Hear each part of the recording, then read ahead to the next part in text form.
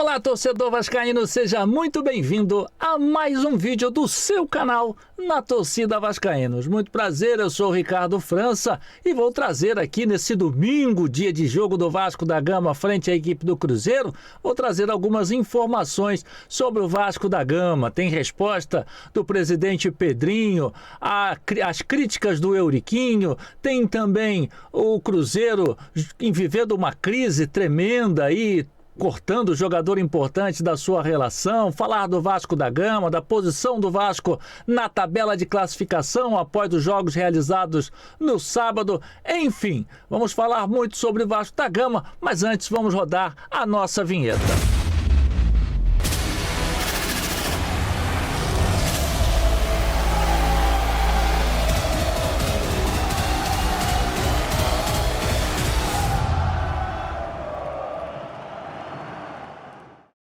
É isso aí, vinheta nova. Léo caprichou na vinheta. Parabéns, Léo Lacerda. Sempre lembrando, eu faço os vídeos da manhã no canal e o Léo vem à tarde, faz os vídeos da tarde e também as lives. E eu estou nas transmissões dos jogos, inclusive hoje, você é nosso convidado. Vasco da Gama e Cruzeiro, a partir das 18 horas e 30 minutos, vamos estar fazendo essa transmissão. Eu, Ricardo França, vou estar na narração, junto com o Luiz Amadeu e também com o Léo Lacerda. Então vem com a gente. Deixa a sua opinião, deixa seu like, bate um papo conosco e acompanhe esse grande jogo. A transmissão começa por volta das 17 horas com o pré-jogo, vamos ter o jogo, a bola rolando às 18h30 e depois do jogo vai rolar aquela opinião, o famoso pós-jogo aqui do canal Na Torcida Vascaínos, e você também é nosso convidado para emitir a sua opinião, dar o seu valor, falar o que você achou do jogo do Vasco da Gama. Então vamos começar falando sobre o nosso presidente Pedrinho. Vou começar aqui com o que ele falou, a resposta que ele deu ao Euriquinho. O Euriquinho falou no podcast do Beja, fez algumas críticas em relação à gestão do Pedrinho, falando inclusive que não é ele que responde pelo clube. E o Pedrinho falou abertamente, deu algumas alfinetadas aí em relação às gestões anteriores, a qual o próprio Euriquinho fez parte. Vamos escutar o que falou o Pedrinho. A gente viu recentemente, né, o Euriquinho falando que quem controla o Vasco não seria você, seria outras pessoas. A gente viu outras pessoas falando sobre isso aí. O que você tem a pronunciar sobre isso? O que você tem a falar o torcedor sobre isso, que fica uma dúvida, né? Olha, eu acho primeiro de uma irresponsabilidade tremenda, né? Porque eu, como presidente, tudo passa por mim. É lógico que eu não sou formado em direito, então, obviamente, os advogados cuidam das questões jurídicas. Eu não sou formado em finanças, então o financeiro cuida das finanças. Mas, obviamente, eu tenho os melhores em todas as áreas. Tudo é passado para mim e eu defino o que vai ser feito. Então, mas se tratando da pessoa que falou, tudo que ele fala muito mais sobre ele do que sobre mim. Ele e outros. Então, assim, a minha resposta é essa. Tudo que ele falar vai falar muito mais sobre ele do que sobre mim. Assim, não tem muito o que falar. Assim. As pessoas podem tirar a conclusão da forma que quiserem. Eu vou continuar trabalhando, vou continuar fazendo o que tem que ser feito em prol do clube. São ações e atitudes impopulares, muitas vezes, que me entristecem porque eu queria também dar muita alegria para o torcedor. Mas eu vou fazer o que é melhor para o Vasco, não o que é melhor para mim. Se eu fizesse o que é melhor para mim, eu poderia fazer o que alguns presidentes estão fazendo nos clubes, contratando grandes jogadores, grandes treinadores sem pagar, aumentando a dívida que um clube constrói em 120 anos, eles aumentam em um ano, ou fazer o que gestões passadas fizeram, contratar jogadores e não pagar. Porque a gente viu isso recentemente, jogadores que jogaram na minha época falando, que até cheque sem fundo receberam. Então, assim, eu não vou ter essa responsabilidade com a instituição. Seria muito fácil, para eu evitar ou diminuir as críticas que eu recebo, eu chegar e fazer contratações de peso e não honrar com os compromissos. Quando eu vou perder o jogador pelo prazo que eu tenho ali de pagamento, eu pago um pedacinho, ele não entra na justiça e eu vou deixando essa dívida para outros gestores. Não, eu não entrei para isso. Isso tem que ser rompido. E eu acho que eu fui escolhido por Deus para fazer isso. É difícil? É difícil, mas é o trabalho que a gente tem que realizar. E a gente espera, obviamente, que as coisas aconteçam no campo, que isso também tira um pouquinho de pressão até para os próprios atletas, para eles poderem ter um pouco mais de calma para jogar. Esse, portanto, foi Pedrinho falando, dando aí a sua declaração, sua resposta às críticas recebidas pelo Euriquinho, falando da austeridade que ele prega dentro do Vasco da Gama, que ele não vai ser irresponsável. E você, torcedor, acha que o Pedrinho está certo? Acha que realmente ele deve trazer o Vasco ali com rédea curta, trabalhando ali na austeridade financeira, sem fazer nenhuma loucura? O que você acha da resposta do presidente Pedrinho? Ele falou também, sempre lembrando que ele falou nossos companheiros do podcast Cruz Maltino. Um abraço ao Digão, ao Serjão lá, sempre trazendo matérias importantes e colaborando aí com toda a torcida do Vasco. Ele falou sobre a expectativa que ele tem em relação ao Vasco da Gama na competição, nas competições que o Vasco vem disputando. Vamos escutar o presidente. A expectativa é sempre de somar pontos, né? A gente sabe que existe um desgaste que a gente tem que sempre ressaltar e não é usar como desculpa, mas é um tempo muito curto de um jogo para o outro e sem a possibilidade de algumas correções, e jogadores que vieram de outro país sentem um pouquinho mais adaptação. A gente percebe isso em pequenos movimentos já no início do jogo, né? Jogadores importantes como o Nuno, a gente percebe um desgaste, mas é muito importante antes da parada pro Mundial de Clubes que a gente tenha uma pontuação considerável para buscar o objetivo que a gente deseja na competição. O Pedrinho falando da expectativa dele para o Vasco da Gama, de somar maior número de pontos, somente nessa primeira perna de competição. A gente sabe que vai ter uma parada aí no meados de junho para a disputa do Super Mundial, e ele quer que o Vasco some pontos. É até importante realmente que o Vasco some bastante pontos em relação a até essa parada para dar tranquilidade. O Vasco vai ter praticamente uma mini pré-temporada aí de aproximadamente 30 dias, e nada melhor do que estar numa situação confortável dentro da tabela, dentro da tábua de classificação, para que o treinador possa conduzir essa mini pré-temporada aí com mais tranquilidade, sem pressão para os jogadores do Vasco da Gama. E ele fala também, no podcast Cruz Maltino, ele falou sobre a expectativa sobre a janela de transferência, né? O torcedor do Vascaíno tem uma expectativa grande aí de contratações e também de jogadores que possam deixar o clube. Vamos ver o que falou o Pedrinho. De transferência, a gente sempre vai fazer tudo com a responsabilidade financeira. O desejo por grandes jogadores, isso é óbvio, é necessário, e a expectativa do torcedor. Eu sei que tem um anseio muito grande, né, ainda mais com os rivais em competições internacionais importantes, como é o Mundial, e títulos recentes, isso aumenta a expectativa. Mas, como eu falei já muitas vezes, e eu sei que isso irrita o torcedor em alguns momentos, e sempre falo também que eu não vou pedir paciência para o torcedor, mas é um processo que a gente tem que passar de reestruturação, e isso pela primeira vez está sendo feito. E é óbvio que a gente, dentro das nossas condições financeiras, com muita responsabilidade, a gente tenta ser o mais assertivo possível. Nenhuma contratação é feita, como muitas pessoas falam, de uma forma despretensiosa, sem qualquer conhecimento, sem qualquer informação. Não. Ela é muito cautelosa, com muitos estudos, com muita avaliação. Daí, dar certo ou não, é uma outra questão. Tem jogadores que conseguem chegar rapidamente, se adaptar, no caso do Nuno, outros demoram um pouquinho mais. Mas todas as informações, os dados, as avaliações, elas são criteriosas.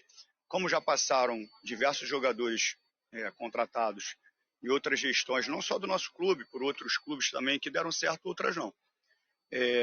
As necessidades, a gente percebe, os ajustes que a gente precisa fazer dentro do elenco. De repente o torcedor tem uma visão, a imprensa tem outra, a gente tem outra. A gente precisava inchar o elenco um pouquinho em termos de reposição para cada posição. Tem algumas necessidades ainda. E a gente vai tentar, mais uma vez, ser estratégico pela questão financeira de fazer uma boa janela de transferência. Portanto, Pedrinho falando aí sobre a expectativa da janela de transferência. Você, torcedor, não espere grandes nomes para essa janela. Ficou bem claro aí que Pedrinho não vai cometer loucuras, a janela promete ser bastante econômica do Vasco da Gama. Vamos aguardar aí o que pode pintar no meio do ano, na janela de meio do ano, para essa equipe do Vasco da Gama. Falando notícia boa, Tietê voltou enfim a treinar no sábado no CT Moacir Barbosa, ele que vinha afastado, cuidando aí do seu filho recém-nascido, que estava com alguns probleminhas, mas parece que já foi tudo sanado, tá tudo legal com o seu filhote, e ele tinha até expectativa de ser relacionado para esse jogo em Uberlândia, coisa que não aconteceu. A gente já vai trazer os relacionados para esse jogo, mas o Tietê, já adianto que ele não foi relacionado. A notícia boa é que ele já voltou a treinar, já está legal, está feliz e sorridente, porque está tudo bem, equacionado o problema familiar que ele vinha tendo, está tudo legal com o filhote dele, com o recém-nascido filho do nosso Tietê. E quem ficou de fora também dessa partida é o Adson. Impressionante, né? Depois, meu querido amigo, você percebe que depois que o Adson voltou, né? Ele faz uma partida, fica 1, 2 fora. Realmente essa recuperação do Adson tá meio complicada.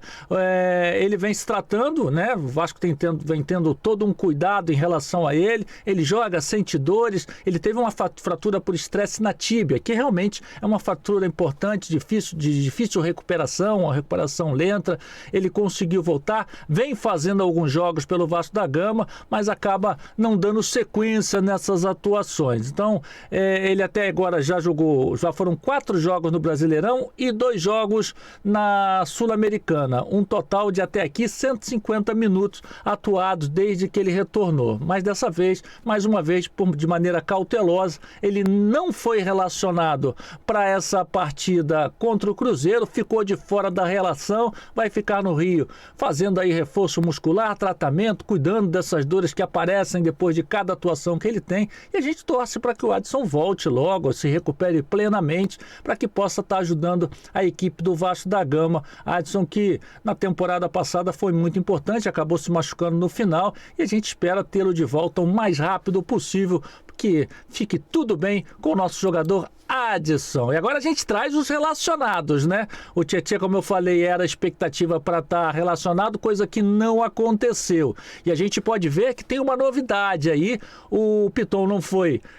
relacionado, vai ser poupado para essa partida. E quem vai no lugar do Piton ali para ficar no banco de reserva, né? Para complementar, é o garoto Avelar.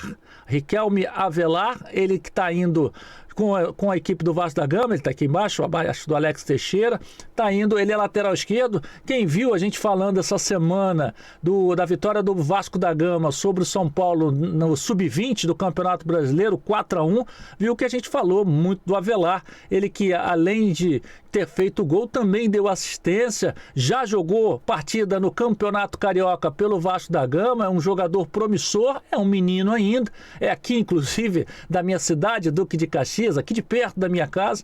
A gente escuta muito falar dele, é um bom lateral, um bom jogador, precisa ser lapidado, vai sendo lançado aos poucos nesse time do Vasco da Gama e já ganha aí uma oportunidade de estar junto com o elenco para a partida contra o Cruzeiro. Não vai começar como titular, obviamente, mas o Vasco da Gama já leva ele aí para a partida, ele é um dos relacionados. Outro detalhe é a volta de Lloyd Augusto, ele que não foi relacionado para o jogo contra o Lanús, mas está de volta aí na relação, vai figurar no banco de reservas, assim como o menino Zucarello, que está mais uma vez relacionado para essa partida, ele que vai ganhando aí a confiança, a contusão do Paê acabou abrindo espaço para o Zucarello e ele vai ganhando confiança do técnico Fábio Carilli. Então esses são os relacionados do Vasco da Gama para essa partida. O Vasco que chegou a Uberlândia e o canal oficial do Vasco da Gama postou aí o vídeo da chegada e eu vou botar para vocês assistirem aí.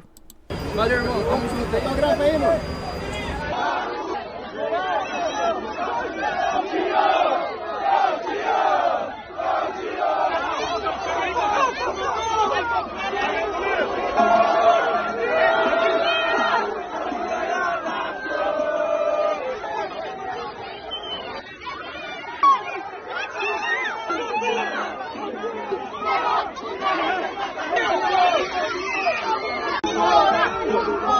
Vai jogar hoje, hein?